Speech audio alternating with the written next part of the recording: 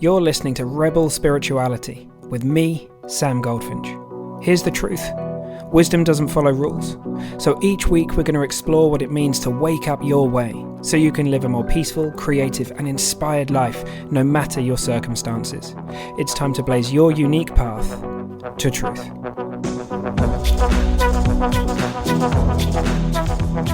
Hey Rebels.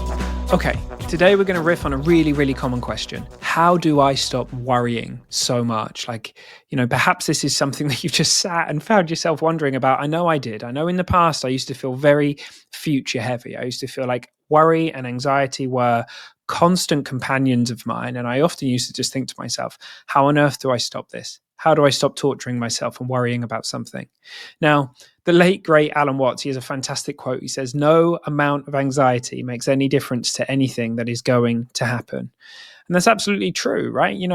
The events or whatever that are going to happen, they're going to happen the way that they go. The irony is that often the worry and the anxiety, the feeling that we often have, I think, even if it's unconscious, is that the worry is going to make a certain scenario less likely to happen, right? Or more likely to happen. But it doesn't work like that.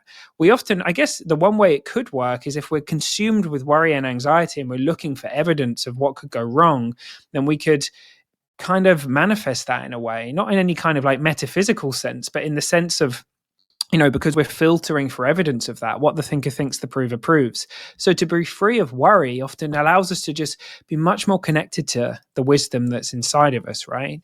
So how are we going to stop worrying? Well, it looks to me that the thing that has to happen is that we have to see for ourselves, really, truly see for ourselves the futility of it. Not just here, not just getting it intellectually, just like I can see how worry isn't helping me, right? But at every level of our being, in our neurology, in our physiology, at every kind of, in all of these different systems, for it to more and more deeply kind of filter through every single part of our being, for us to understand, okay, worry isn't actually helping me in any way. It's not actually buying me anything. Now, I think another thing that can be very, very powerful is coinciding with that realization and the deepening of that is, well, what can I trust then, right? Because if I'm going to not think so much about something, if I'm not going to kind of ruminate about something and overly plan it and all this kind of stuff, what am I going to bring in its place? What am I going to trust? And the answer to that is wisdom. The answer to that is everything that's available to you now in this moment that isn't available to you in your visions of the future and visions of the past, right? All of the conceptualization, imagination, as wonderful and as beautiful as that is, it's not where all of your wisdom resides. Your wisdom resides now in this moment, the intelligence behind life guiding you, and it can only do it in the present moment. Wisdom is adaptive and new and fresh. The moment it's put into a concept, it's not wisdom anymore. It's an echo of wisdom. Wisdom is the intuition that comes to you in the moment, and you can bank on that helping you. So as it looks to me, the balance of how we approach these things so that we stop worrying so much is we ask ourselves, what are the things that I actually want to do practically? What do I need to plan, right? So say we've got that event coming up on Saturday, all right? What are the 5 or the 6 things that we actually need to do in order to make sure that we've planned to have a good time, or we've prepared, the event or whatever it might be, and then letting everything else go? Because what we tend to do, in my experience, is we plan the big things, the important stuff, and then we worry continually about all these other things that could happen. And we play the what if game with ourselves. And it's often the what if it all goes wrong game, right? We very rarely play the what if it all goes right game with ourselves, in my experience, right?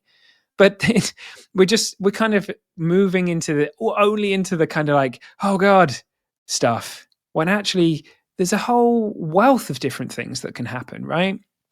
Often, if there's something that can really help us, it's going to take us a few minutes, right? So maybe there's that event coming up, or maybe there's a job interview, or maybe, whatever it happens to be, we're going to have that conversation with that person.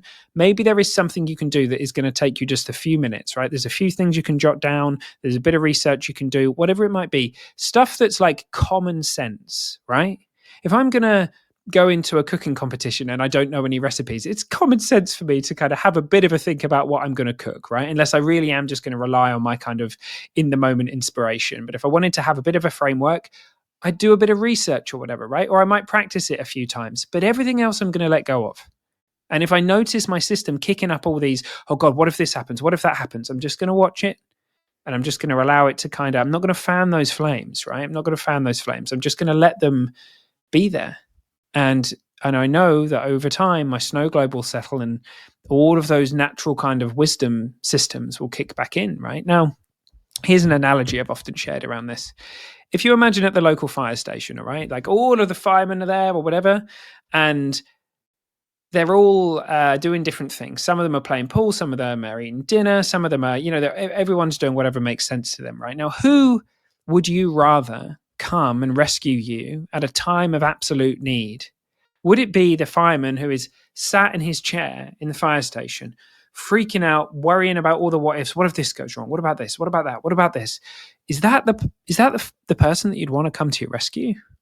Or would you rather the person who's done the training, thought about the things they need to think about, and is putting their trust in the present moment, right? They're just having a good time. They're sleeping well because they're in the now. They're not panicking about what's going to happen in the future because they're putting their trust in something bigger than worry, right? Something much, much more powerful than any kind of worry that might happen in our mind.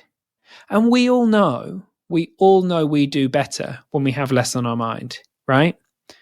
And it's all well and good saying, well, I'll just try and have less on my mind, right?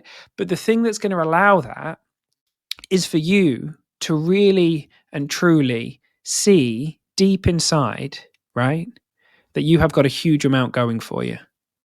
And for you to really see that worry is not bringing anything into our life.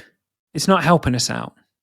And until we see that, we may continue to do it a bit. So much love and compassion and kindness for ourselves, but it can start to fall away and start to fall away. And I know for myself, if I get caught up in the idea that I don't have what I think I need, I think I'm lacking something, or I get caught up in those what if stories, I can get caught in stuff, but I can wake up to it and it can melt just as quickly, right? And so, yeah, that's it in a nutshell. We stop worrying by realizing deeply it's of no value to us. And that isn't an intellectual thing. That's a deep knowing in your bones. That's something that lands in your heart that you know is true. And maybe you've heard that during this. Maybe trust it. If there's a feeling that comes with it, trust that. But so much love and kindness and compassion for yourself. There's something you can trust in this life that's much, much more powerful than worry. And it is the wisdom that comes from the present moment. And it's who and what you really are. Go forth. Have an amazing day. See you soon.